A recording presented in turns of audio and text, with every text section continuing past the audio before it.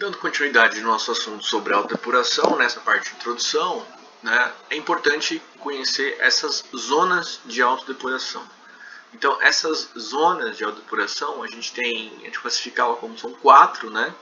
Na verdade, pensando nas etapas como elas ocorrem, são 5, né? A gente tem inicialmente águas limpas, depois do lançamento de efluente começa uma zona de degradação, né? Que é aquela mistura que está ocorrendo com o lançamento dessa matéria orgânica, desses sólidos, enfim, desse efluente, desse líquido poluído em contato com o corpo hídrico, no caso um corpo receptor, enfim. Então inicia a degradação. Depois de uma certa adaptação, começa a parte de decomposição ativa, uma situação bem complexa, o ambiente está bem poluído e degradado já, né? Ele já passou do estado de degradação, ele já está entrando no estado de decomposição. E aí quando ele começa a retornar, para retornar às águas limpas, né? Porque ele se autodepura, entra na fase de recuperação, para então retornar às águas limpas, né? Então a gente pode ver que aqui no livro, né, até uma atividade para vocês poderem ler um pouco melhor, tem a explicação sobre essas zonas em função de diferentes aspectos, né, e características aí, sobre matéria orgânica, micro-organismos, a formação de lodo, nitrogênio, a própria comunidade aquática, enfim. Então, a zona de degradação, a zona de decomposição, a recuperação, né, e as águas limpas de novo. Olhando isso,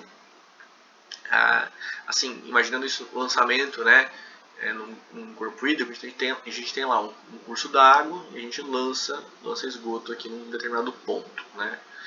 Então, o que acontece? Até o lançamento, né, então tudo que está aqui antes, esse item 1, é as águas limpas, como eu comentei com vocês, né. Depois desse lançamento, né, o que começa a mudar? Começa a entrar na zona de degradação, né. É um embrólio aqui mesmo que ocorre. Então, o que acontece? A matéria orgânica, ela, né, a gente consegue até calcular isso aqui, essa mistura que ocorre da matéria orgânica que tinha no rio, certo? Que era baixa, um rio não poluído, e depois esse pico que vai lá em cima, né? As bactérias não vão exatamente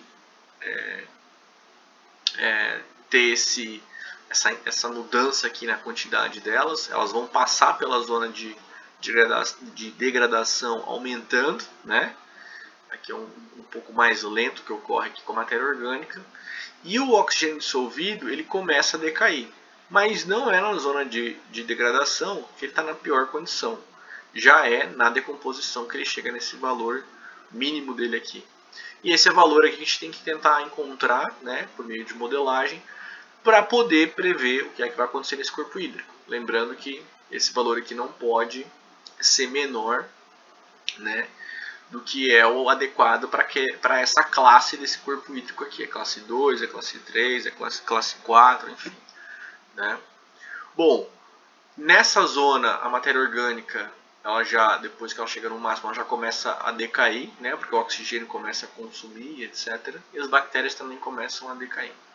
Aqui na zona 4, que é a recuperação, o OD já está retornando, as bactérias já entraram numa condição bem abaixo do pico que chegou, e a matéria orgânica também está baixando, até o que? A zona aqui de águas limpas de novo, que é quando as bactérias já estão, né, retornaram a quantidade aqui para o estágio inicial, a matéria orgânica também, né, já retornou, tá? E o OD também acabou retornando. Então, basicamente, isso aqui é um resumo sobre as zonas de autodepuração, como elas estão estratificadas, né, a partir do momento que eu faço, né, um lançamento aqui de um esgoto, né,